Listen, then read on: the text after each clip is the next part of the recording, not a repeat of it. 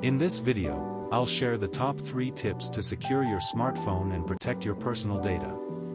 Let's get started. Set a strong password or use biometric authentication like fingerprint or facial recognition. Avoid simple pins and patterns. Go to Settings and Security to set it up.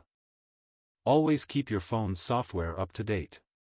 Updates often include important security patches.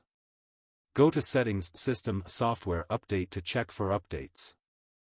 Use a reliable security app to protect against malware and phishing. Apps like Avast, Norton, or McAfee can provide extra layers of security.